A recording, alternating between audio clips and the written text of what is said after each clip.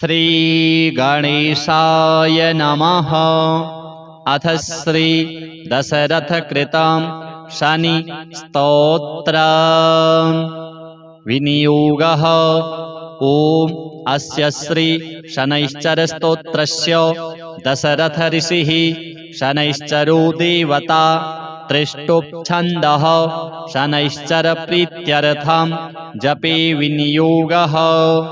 दशरथ उवाच कोलोऽन्तको रौद्रयमोऽथ बभ्रुः कृष्णः शनिः पिङ्गलमन्दशौरिः नित्यं स्मृतो यो हरते च पीडां तस्मै नमः श्रीरविनन्दनाय।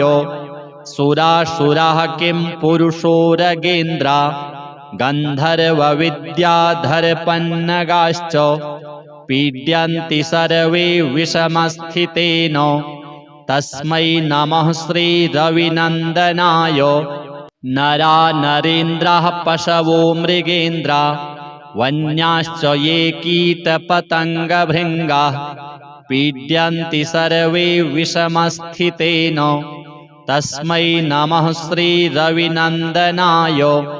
देशाश्च दुर्गाणि वनानि यत्र सेनानिवेशाः पुरपत्तनानि पीड्यन्ति सर्वे विषमस्थितेन तस्मै नमः श्रीरविनन्दनाय।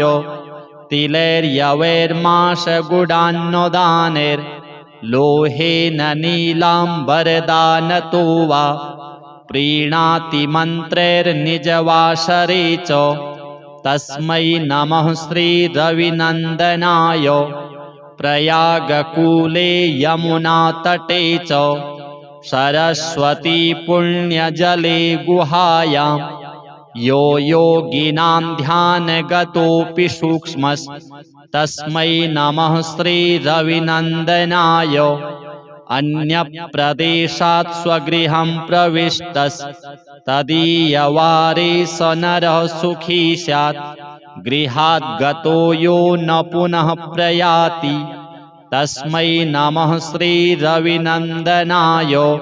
स्रष्टा स्वयं भूर्भुवनत्रयस्य त्राता हरीशो हरते पिनाकी एकस्त्रिधारिगयजुः साममूर्तिस्तस्मै नमः श्रीरविनन्दनाय। शन्यष्टकं यः प्रयतः प्रभाति नित्यं सुपुत्रैः पशुबान्धवैश्च पठेत्तु सौख्यं भुवि भोगयुक्तः प्राप्नोति निर्वाणपदं तदन्ते। कोणस्थः पिङ्गलो बभ्रुः कृष्णो रौद्रोऽन्तको यमः सौरिः शनैश्चरो मन्दः पिप्पलादेन संस्तुतः। एतानि दश नामानि प्रातरुत्थाय यः पठेत् शनैश्चरकृता पीडा न कदाचित् भविष्यति। अथ श्री राहु स्तोत्र। ओम अस्य श्री राहुस्तोत्र महामन्त्रस्य वामदेव ऋषिः अनुष्टुप्छन्दः राहुर्देवता राहुप्रसादसिद्ध्यर्थे जपे विनियोगः। काश्यप उवाच शृण्वन्तु मुनयः सर्वे राहुप्रीतिकरं स्तवं सर्वरोगप्रशमनं विषभीतिहरं परं सर्वसम्पत्करं चैव गुह्यमेतदनुत्तमम् आदरेण प्रवक्ष्यामि श्रूयतामवधानतः। राहुः सूर्यरिपुश्चैव विषज्वाली भयाननः सुधांशुवैरिः श्यामात्मा विष्णुचक्राहितो बली भुजङ्गे शस्तीक्ष्णद्रंष्ट्रः क्रूरकर्माग्रहाधिपः। द्वादशैतानि नामानि नित्यं यो नियतः पठेत् जप्त्वा तु प्रतिमां रम्यां शीसजां माशसुस्थितां नीलैर्गन्धाक्षतैः पुष्पैः भक्त्या सम्पूज्य यत्नतः विधिना वह्निमादाय दूर्वान्नाज्याहुतिः क्रमात् तन्मन्त्रेणैव जुहुयात् यावद् अष्टोत्तरं शतं हुत्वैवं भक्तिमान् राहुं प्रार्थयेद्ग्रहनायकम् सर्वापदविनिवृत्त्यर्थं प्राञ्जलिः प्रणतो नरः राहुकरालवदनो रविचन्द्रभयङ्कर तमोरूप नमस्तुभ्यं प्रसादं कुरु सर्वदा सिंहिकासुतसूर्यारे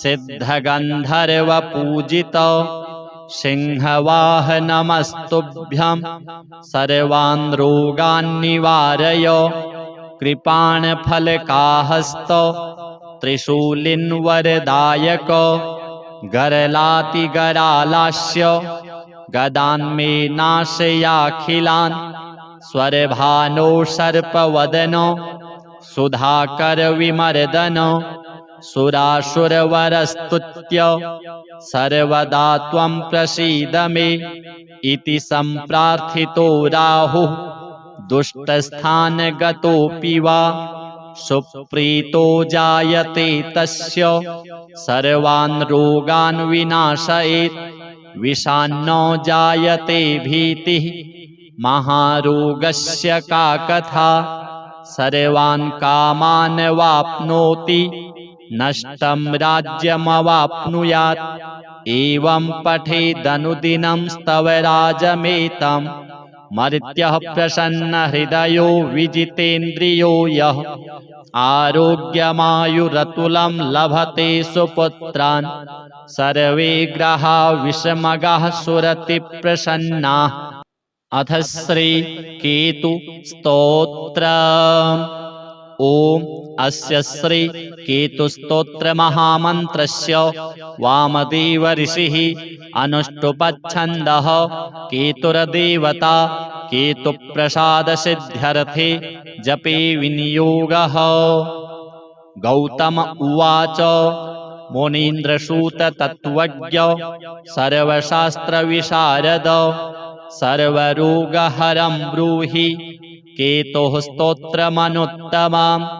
सूत उवाच शृणु गौतम वक्ष्यामि स्तोत्रमेतदनुत्तमम् गुह्यात् गुह्यतमं केतोः ब्रह्मणा कीर्तितं पुरा। आद्यः करालवदनो द्वितीयो रक्तलोचनः तृतीयः पिङ्गलाक्षश्च चतुर्थो ज्ञानदायकः पञ्चमः कपिलाक्षश्च षष्ठः कालाग्निसन्निभः सप्तमो हिमगर्भश्च धूम्रवर्णोष्टमस्तथा नवमः कृत्तकण्ठश्च दशमः नरपीठगः एकादशस्तु श्रीकण्ठः द्वादशस्तु गदायुधः द्वादशैते महाक्रूराः सर्वोपद्रवकारकाः पर्वकाले पीड्यन्ति दिवाकरनिशाकरौ। नाम द्वादशकं स्तोत्रं केतोरेतन्महात्मनः पठन्ति येऽन्वहं भक्त्या तेभ्यः केतुः प्रसीदति। कुलुख्यधान्ये विलिखेत् षट्कोणं मण्डलं शुभं पद्ममष्टदलं तत्र विलिखेत् च विधानतः नीलं घटं च संस्थाप्य दिवाकरनिशाकरौ केतुं च तत्र निक्षिप्य पूजयित्वा विधानतः स्तोत्रमेतत् पठित्वा च ध्यायन् केतुं वरप्रदं ब्राह्मणं श्रोत्रियं शान्तं पूजयित्वा कुटुम्बिनं केतोः करालवक्त्रस्य प्रतिमां वस्त्रसंयुतां कुम्भादिभिश्च संयुक्तां चित्रातारे प्रदापयेत् दानेनानेन सुप्रीतः केतुः स्यात् तस्य सौख्यदः वत्सरं प्रयता भूत्वा पूजयित्वा विधानतः मूलमष्टोत्तरशतं ये जपन्ति नरोत्तमाः तेषां केतुप्रसादेन न कदाचित् भयं भवेत्। श्री शनि राहु केतुदेवार्पणमस्तु। अथ श्री दशरथ कृतं शनि स्तोत्र विनियोगः। ओम अस्य श्री शनैश्चर स्तोत्रस्य दशरथ ऋषिः शनैश्चरो देवता त्रिष्टुप्-छन्दः शनैश्चर प्रीत्यर्थं जपे विनियोगः। दशरथ उवाच कोळोऽन्तको रौद्रयमोऽथ बभ्रुः कृष्णः शनिः पिङ्गलमन्दशौरिः नित्यं स्मृतो यो हरते च पीडां तस्मै नमः श्रीरविनन्दनाय। सुरासुराः किं पुरुषोरगेन्द्रा गन्धर्वविद्याधरपन्नगाश्च पीड्यन्ति सर्वे विषमस्थितेन तस्मै नमः श्रीरविनन्दनाय। नरा नरेन्द्राः पशवो मृगेन्द्रा वन्याश्च ये कीटपतङ्गभृङ्गाः पीड्यन्ति सर्वे विषमस्थितेन तस्मै नमः श्रीरविनन्दनाय।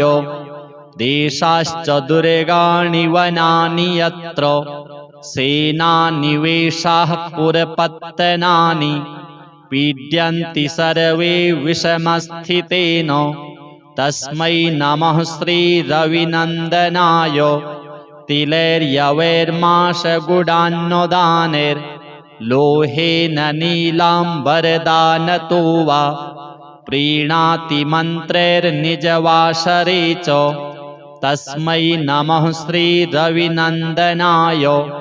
प्रयागकूले यमुनातटे च सरस्वती पुण्यजले गुहायां यो योगिनां ध्यानगतोऽपि सूक्ष्मस्तस्मै नमः श्रीरविनन्दनाय। अन्यप्रदेशात् स्वगृहं प्रविष्टस्तदीयवारे स नरः सुखी स्यात् गृहात् गतो यो न पुनः प्रयाति तस्मै नमः श्रीरविनन्दनाय।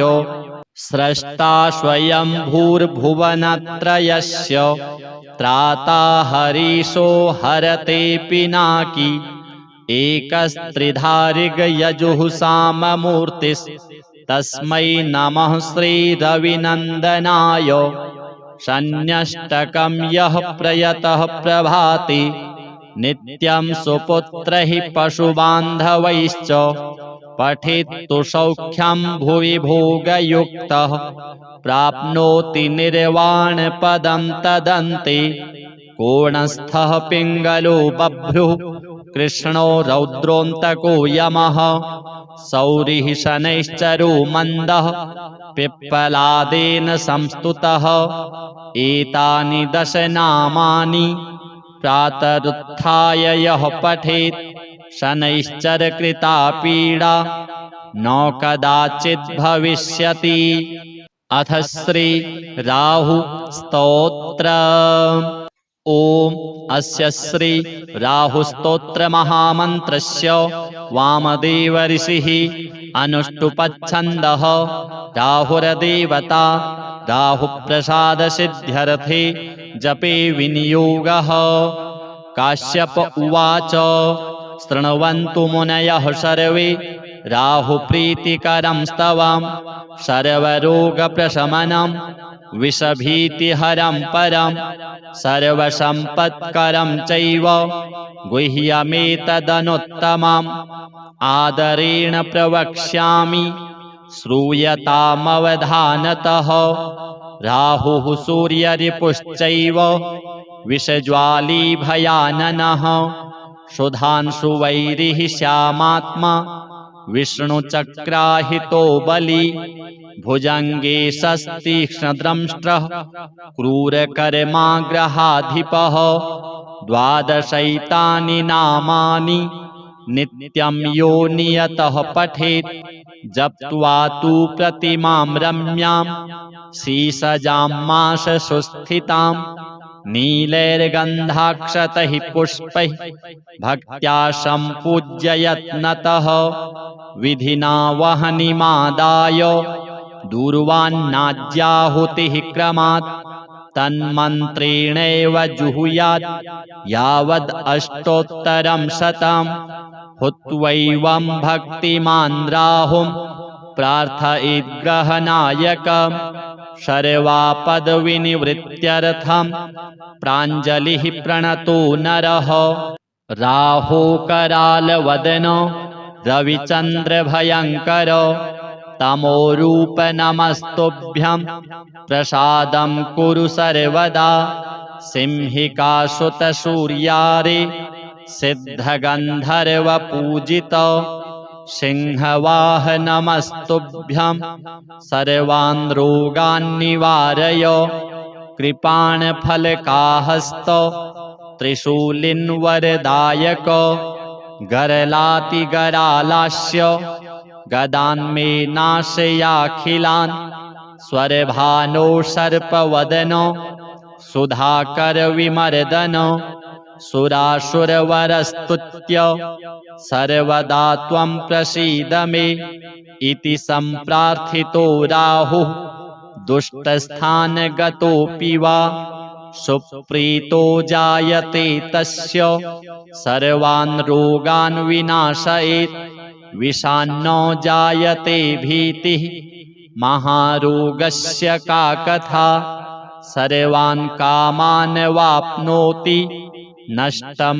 राज्यमवाप्नुयात् एवं पठेदनुदिनं स्तवराजमेतं मर्त्यः प्रसन्नहृदयो विजितेन्द्रियो यः आरोग्यमायुरतुलं लभते सुपुत्रान् सर्वे ग्रहा विषमगाः सुरतिप्रसन्नाः अथ श्री केतु स्तोत्रम्। ॐ अस्य श्री केतुस्तोत्र महामन्त्रस्य वामदेव ऋषिः अनुष्टुप्छन्दः केतुर्देवता केतुप्रसादसिद्ध्यर्थे जपे विनियोगः। गौतम उवाच मुनीन्द्रसूत तत्त्वज्ञ सर्वशास्त्रविशारद सर्वरोगहरं ब्रूहि केतोः स्तोत्रमनुत्तमम्। सूत उवाच शृणु गौतम वक्ष्यामि स्तोत्रमेतदनुत्तमम् गुह्यात् गुह्यतमं केतोः ब्रह्मणा कीर्तितं पुरा।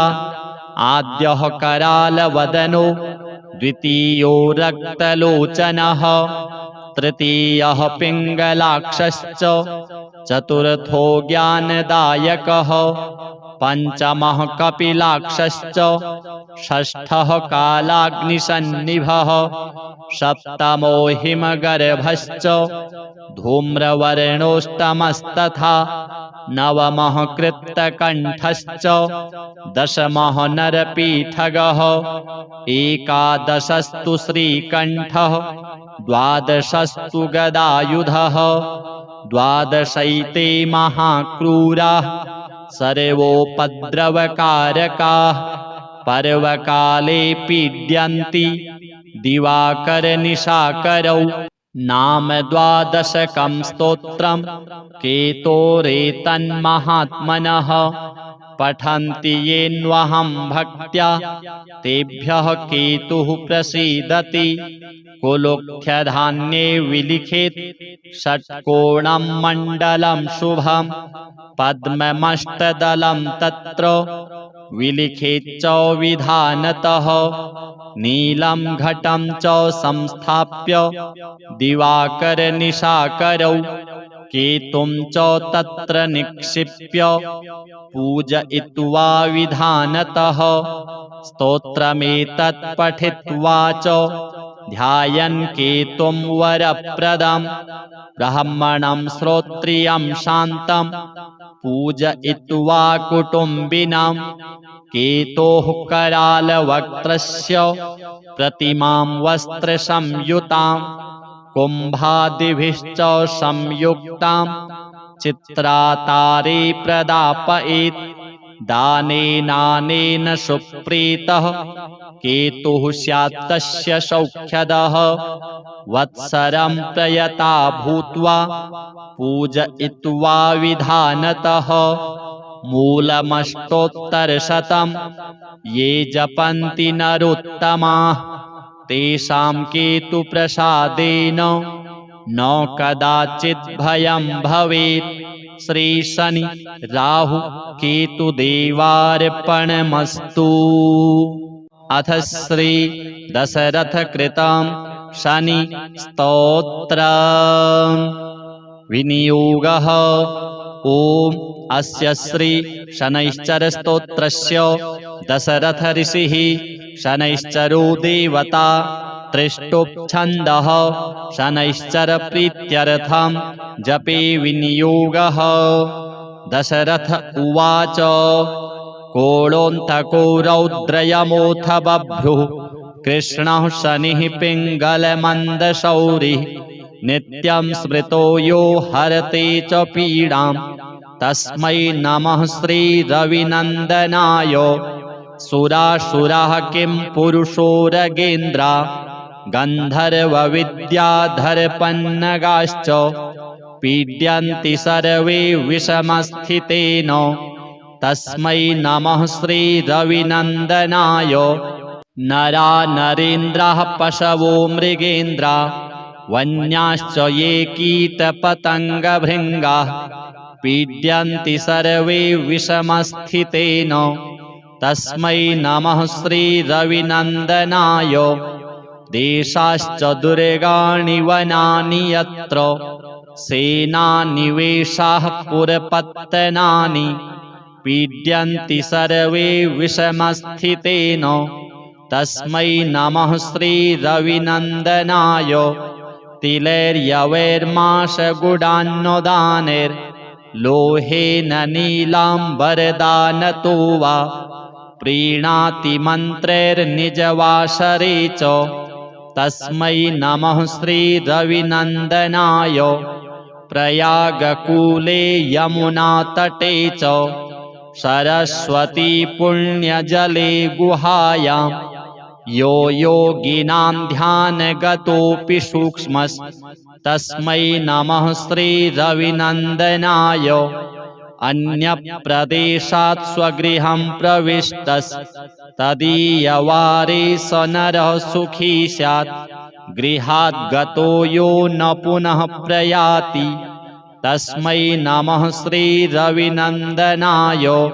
स्रष्टा स्वयंभूर्भुवनत्रयस्य त्राता हरीशो हरते पिनाकी एकस्त्रिधारिगयजुः साममूर्तिस्तस्मै नमः श्रीरविनन्दनाय। शन्यष्टकं यः प्रयतः प्रभाति नित्यं सुपुत्रैः पशुबान्धवैश्च पठेत्तु सौख्यं भुवि भोगयुक्तः प्राप्नोति निर्वाणपदं तदन्ते। कोणस्थः पिङ्गलो बभ्रुः कृष्णो रौद्रोऽन्तको यमः सौरिः शनैश्चरो मन्दः पिप्पलादेन संस्तुतः। एतानि दश नामानि प्रातरुत्थाय यः पठेत् शनैश्चरकृता पीडा न कदाचित् भविष्यति। अथ श्री राहु स्तोत्र। ओम अस्य श्री राहु स्तोत्र महामन्त्रस्य वामदेव ऋषिः अनुष्टुपच्छन्दः राहुर्देवता राहुप्रसाद सिद्ध्यर्थे जपे विनियोगः। काश्यप उवाच शृण्वन्तु मुनयः सर्वे राहुप्रीतिकरं स्तवं सर्वरोगप्रशमनं विषभीतिहरं परं सर्वसम्पत्करं चैव गुह्यमेतदनुत्तमम् आदरेण प्रवक्ष्यामि श्रूयतामवधानतः राहुः सूर्यरिपुश्चैव विषज्वाली भयाननः सुधांशुवैरिः श्यामात्मा विष्णुचक्राहितो बली भुजङ्गे शस्तीक्ष्णद्रंष्ट्रः क्रूरकर्माग्रहाधिपः द्वादशैतानि नामानि नित्यं यो नियतः पठेत् जप्त्वा तु प्रतिमां रम्यां शीसजां माशसुस्थितां नीलैर्गन्धाक्षतैः पुष्पैः भक्त्या सम्पूज्य यत्नतः विधिना वह्निमादाय दूर्वान्नाज्याहुतिः क्रमात् तन्मन्त्रेणैव जुहुयात् यावद् अष्टोत्तरं शतं हुत्वैवं भक्तिमान् राहुं प्रार्थयेद्ग्रहनायकम् सर्वापदविनिवृत्त्यर्थं प्राञ्जलिः प्रणतो नरः राहो करालवदनो रविचन्द्रभयङ्कर तमोरूप नमस्तुभ्यं प्रसादं कुरु सर्वदा सिंहिकासुतसूर्यारे सिद्धगन्धर्वपूजित सिंहवाहनमस्तुभ्यं सर्वान् रोगान् निवारय कृपाणफलकाहस्त त्रिशूलिन्वरदायक गरलातिगरालास्य गदान्मे नाशयाखिलान् स्वरभानो सर्पवदनो सुधाकरविमर्दन सुरासुरवरस्तुत्य सर्वदा त्वं प्रसीद मे इति सम्प्रार्थितो राहुः दुष्टस्थानगतोऽपि वा सुप्रीतो जायते तस्य सर्वान् रोगान् विनाशयेत् विषान्नो जायते भीतिः महारोगस्य का कथा सर्वान् कामान् वाप्नोति नष्टं राज्यमवाप्नुयात् एवं पठेदनुदिनं स्तवराजमेतं मर्त्यः प्रसन्नहृदयो विजितेन्द्रियो यः आरोग्यमायुरतुलं लभते सुपुत्रान् सर्वे ग्रहा विषमगाः सुरतिप्रसन्नाः अथ श्री केतु स्तोत्रम् ओम अस्य श्री केतुस्तोत्र महामन्त्रस्य वामदेव ऋषिः अनुष्टुप्छन्दः केतुर्देवता केतुप्रसादसिद्ध्यर्थे जपे विनियोगः गौतम उवाच मुनीन्द्रसूत तत्त्वज्ञ सर्वशास्त्रविशारद सर्वरोगहरं ब्रूहि केतोः स्तोत्रमनुत्तमम् सूत उवाच शृणु गौतम वक्ष्यामि स्तोत्रमेतदनुत्तमम् गुह्यात् गुह्यतमं केतोः ब्रह्मणा कीर्तितं पुरा आद्यः करालवदनो द्वितीयो रक्तलोचनः तृतीयः पिङ्गलाक्षश्च चतुर्थो ज्ञानदायकः पंचमः कपिलाक्षश्च षष्ठः कालाग्निसन्निभः सप्तमो हिमगर्भश्च धूम्रवर्णोष्टमस्तथा नवमः कृत्तकण्ठश्च दशमः नरपीठगः एकादशस्तु श्रीकण्ठः द्वादशस्तु गदायुधः द्वादशैते महाक्रूराः सर्वोपद्रवकारकाः पर्वकाले पीड्यन्ति दिवाकरनिशाकरौ नाम द्वादशकं स्तोत्रं केतोरेतन्महात्मनः पठन्ति येन्वहं भक्त्या तेभ्यः केतुः प्रसीदति कुलुख्यधान्ये विलिखेत् षट्कोणं मण्डलं शुभं पद्ममष्टदलं तत्र विलिखेत् च विधानतः नीलं घटं च संस्थाप्य दिवाकरनिशाकरौ केतुं च तत्र निक्षिप्य पूजयित्वा विधानतः स्तोत्रमेतत् पठित्वा च ध्यायन् केतुं वरप्रदं ब्राह्मणं श्रोत्रियं शान्तं पूजयित्वा कुटुम्बिनां केतोः करालवक्त्रस्य प्रतिमां वस्त्रसंयुतां कुम्भादिभिश्च संयुक्तां चित्रातारे प्रदापयेत् दानेनानेन सुप्रीतः केतुः स्यात् तस्य सौख्यदः वत्सरं प्रयता भूत्वा पूजयित्वा विधानतः मूलमष्टोत्तरशतं ये जपन्ति नरोत्तमाः तेषां केतुप्रसादेन न कदाचित् भयं भवेत्। श्री शनि राहु केतुदेवार्पणमस्तु। अथ श्री दशरथ कृतं शनि स्तोत्रम्। विनियोगः।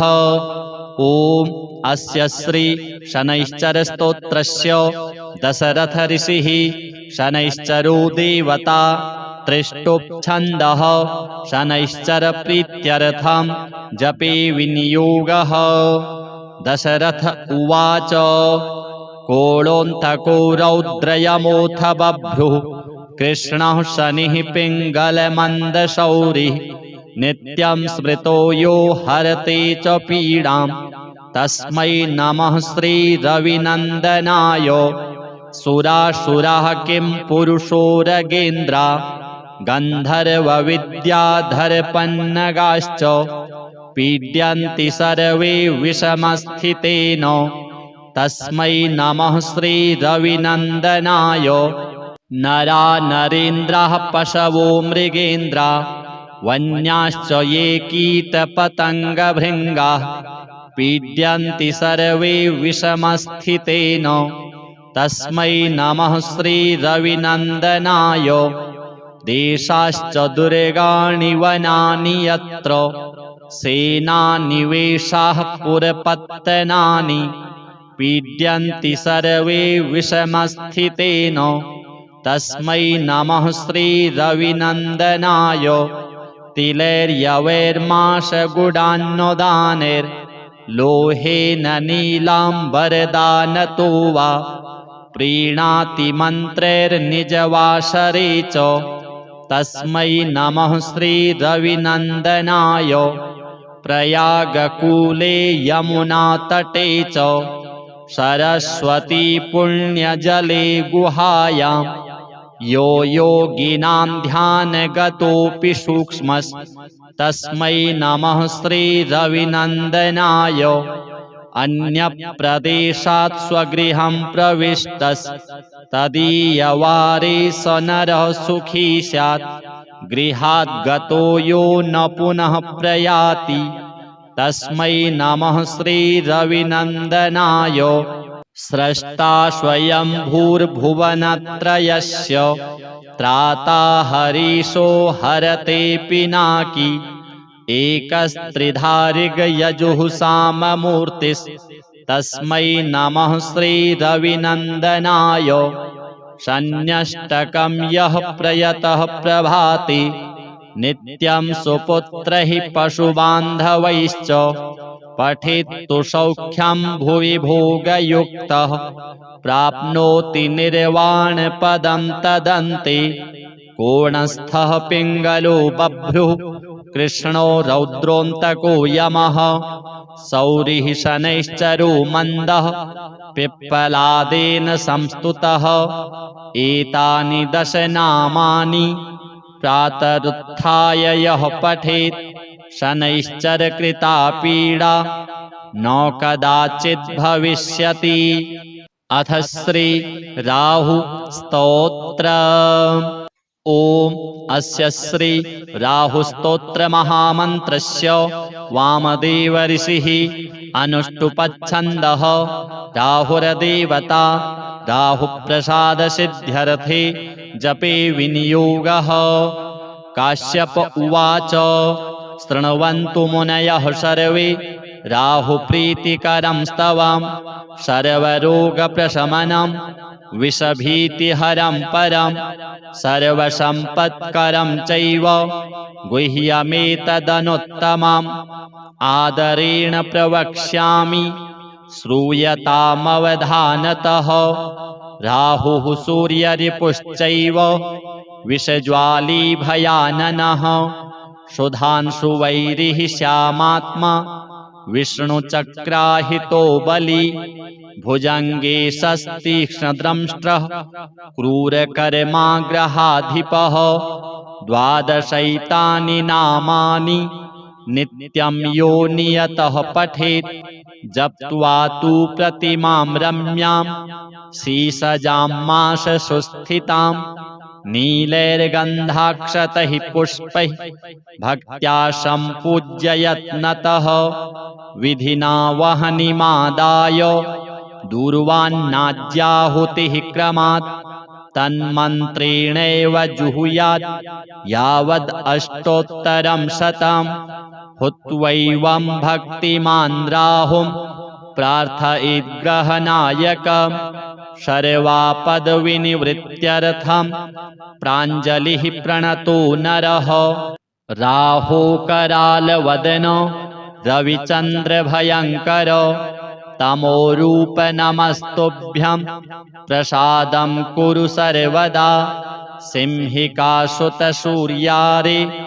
सिद्धगन्धर्वपूजित सिंहवाहनमस्तुभ्यं सर्वान् रोगान् निवारय कृपाणफलकाहस्त त्रिशूलिन्वरदायक गरलातिगरालास्य गदान्मे नाशयाखिलान् स्वरभानो सर्पवदन सुधाकरविमर्दन सुरासुरवरस्तुत्य सर्वदा त्वं प्रसीद मे इति सम्प्रार्थितो राहुः दुष्टस्थानगतोऽपि वा सुप्रीतो जायते तस्य सर्वान् रोगान् विनाशयेत् विषान्नो जायते भीतिः महारोगस्य का कथा सर्वान् कामान् वाप्नोति नष्टं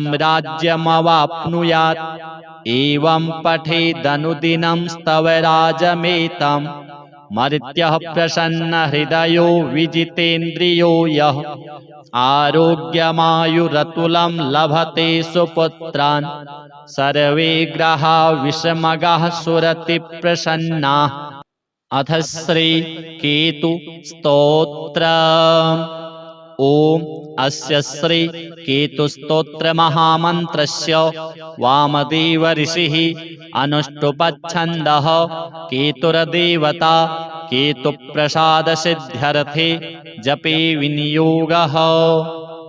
गौतम उवाच मुनीन्द्रसूत तत्त्वज्ञ सर्वशास्त्रविशारद सर्वरोगहरं ब्रूहि केतोः स्तोत्रमनुत्तमम्।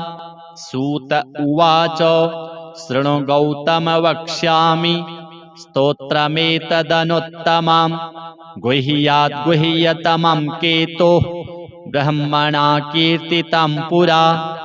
आद्यः करालवदनो द्वितीयो रक्तलोचनः तृतीयः पिङ्गलाक्षश्च चतुर्थो ज्ञानदायकः पञ्चमः कपिलाक्षश्च षष्ठः कालाग्निसन्निभः सप्तमो हिमगर्भश्च धूम्रवर्णोष्टमस्तथा नवमः कृत्तकण्ठश्च दशमः नरपीठगः एकादशस्तु श्रीकण्ठः द्वादशस्तु गदायुधः द्वादशैते महाक्रूराः सर्वोपद्रवकारकाः पर्वकाले पीड्यन्ति दिवाकरनिशाकरौ। नाम द्वादशकं स्तोत्रं केतोरेतन्महात्मनः पठन्ति येऽन्वहं भक्त्या तेभ्यः केतुः प्रसीदति। कुलुख्यधान्ये विलिखेत् षट्कोणं मण्डलं शुभं पद्ममष्टदलं तत्र विलिखेच्च विधानतः। नीलं घटं च संस्थाप्य दिवाकरनिशाकरौ केतुं च तत्र निक्षिप्य पूजयित्वा विधानतः। स्तोत्रमेतत् पठित्वा च ध्यायन् केतुं वरप्रदं ब्राह्मणं श्रोत्रियं शान्तं पूजयित्वा कुटुम्बिनां। केतोः करालवक्त्रस्य प्रतिमां वस्त्रसंयुतां कुम्भादिभिश्च संयुक्तां चित्रातारे प्रदापयेत्। दानेनानेन सुप्रीतः केतुः स्यात् तस्य सौख्यदः। वत्सरं प्रयता भूत्वा पूजयित्वा विधानतः।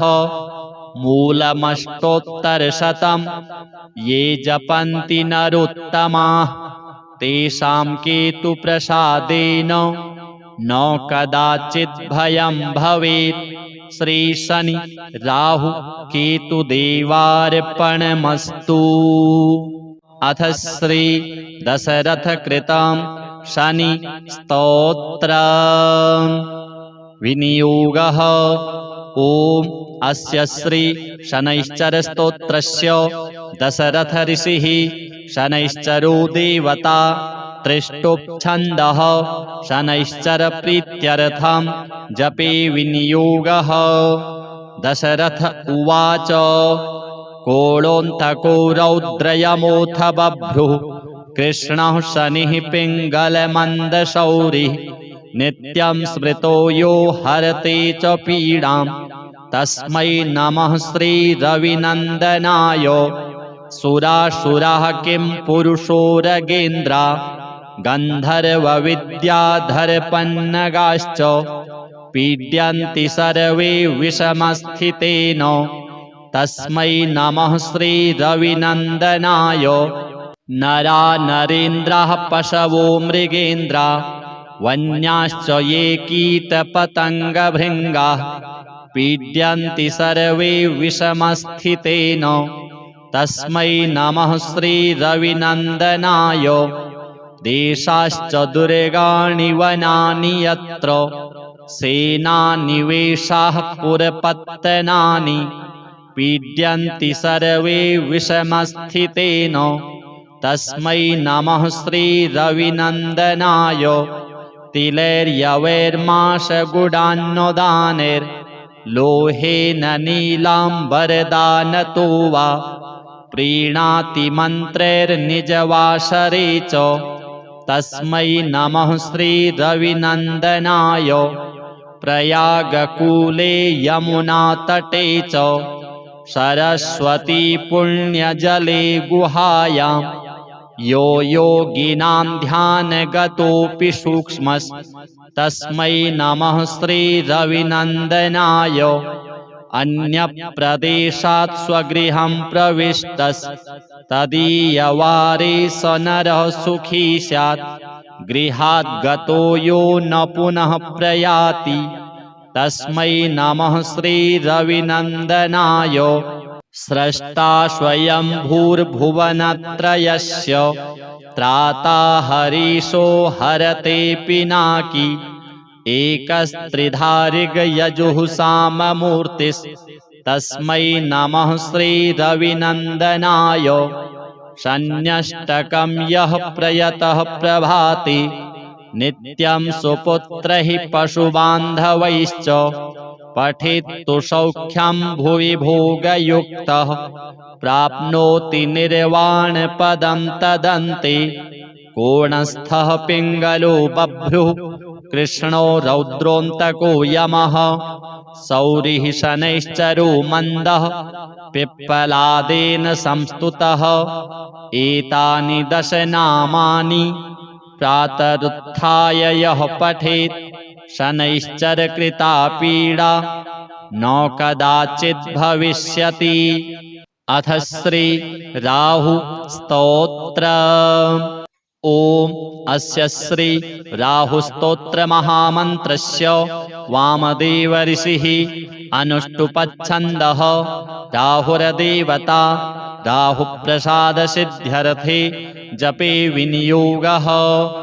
काश्यप उवाच शृण्वन्तु मुनयः सर्वे राहुप्रीतिकरं स्तवं सर्वरोगप्रशमनं विषभीतिहरं परं सर्वसम्पत्करं चैव गुह्यमेतदनुत्तमम् आदरेण प्रवक्ष्यामि श्रूयतामवधानतः। राहुः सूर्यरिपुश्चैव विषज्वाली भयाननः सुधांशुवैरिः श्यामात्मा विष्णुचक्राहितो बली भुजङ्गे शस्तीक्ष्णद्रंष्ट्रः क्रूरकर्माग्रहाधिपः।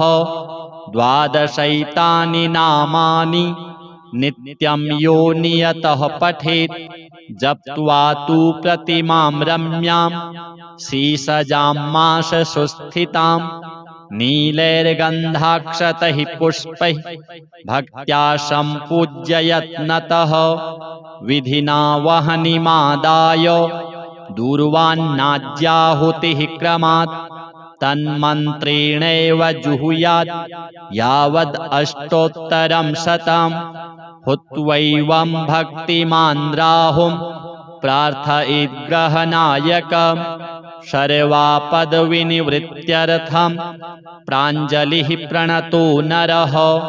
राहुकरालवदनो रविचन्द्रभयङ्कर तमोरूप नमस्तुभ्यं प्रसादं कुरु सर्वदा सिंहिकासुतसूर्यारे सिद्धगन्धर्वपूजित सिंहवाहनमस्तुभ्यं सर्वान् रोगान् निवारय कृपाणफलकाहस्त त्रिशूलिन्वरदायक गरलातिगरालास्य गदान्मे नाशयाखिलान् स्वरभानो सर्पवदन सुधाकर विमर्दन सुरासुरवरस्तुत्य सर्वदा त्वं प्रसीद मे इति सम्प्रार्थितो राहुः दुष्टस्थानगतोऽपि वा सुप्रीतो जायते तस्य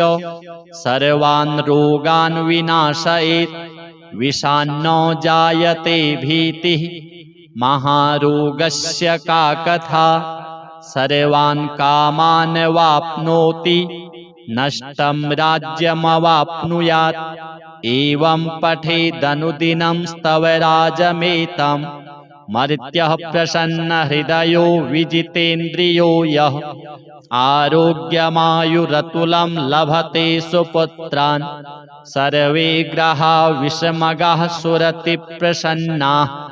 अथ श्री केतु स्तोत्र। ओम अस्य श्री केतुस्तोत्र महामन्त्रस्य वामदेव ऋषिः अनुष्टुप्छन्दः केतुर्देवता केतुप्रसाद सिद्ध्यर्थे जपे विनियोगः।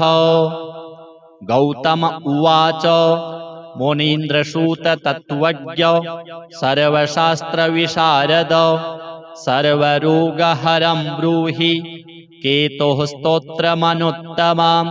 सूत उवाच शृणु गौतम वक्ष्यामि स्तोत्रमेतदनुत्तमम् गुह्याद्गुह्यतमं केतोः ब्रह्मणा कीर्तितं पुरा। आद्यः करालवदनो द्वितीयो रक्तलोचनः तृतीयः पिङ्गलाक्षश्च चतुर्थो ज्ञानदायकः पञ्चमः कपिलाक्षश्च षष्ठः कालाग्निसन्निभः सप्तमो हिमगर्भश्च धूम्रवर्णोष्टमस्तथा नवमः कृत्तकण्ठश्च दशमः नरपीठगः एकादशस्तु श्रीकण्ठः द्वादशस्तु गदायुधः द्वादशैते महाक्रूराः सर्वोपद्रवकारकाः पर्वकाले पीड्यन्ति दिवाकरनिशाकरौ नाम द्वादशकं स्तोत्रं केतोरेतन्महात्मनः पठन्ति येन्वहं भक्त्या तेभ्यः केतुः प्रसीदति कुलुख्यधान्ये विलिखेत् षट्कोणं मण्डलं शुभं पद्ममष्टदलं तत्र विलिखेच्च विधानतः नीलं घटं च संस्थाप्य दिवाकरनिशाकरौ केतुं च तत्र निक्षिप्य पूजयित्वा विधानतः स्तोत्रमेतत् पठित्वा च ध्यायन् केतुं वरप्रदं ब्राह्मणं श्रोत्रियं शान्तं पूजयित्वा कुटुम्बिनां केतोः करालवक्त्रस्य प्रतिमां वस्त्रसंयुतां कुम्भादिभिश्च संयुक्तां चित्रातारे प्रदापयेत् दानेनानेन सुप्रीतः केतुः स्यात् तस्य सौख्यदः वत्सरं प्रयता भूत्वा पूजयित्वा विधानतः मूलमष्टोत्तरशतं ये जपन्ति नरोत्तमाः तेषां केतुप्रसादेन न कदाचित् भयं भवेत्। श्री शनि राहु केतुदेवार्पणमस्तु।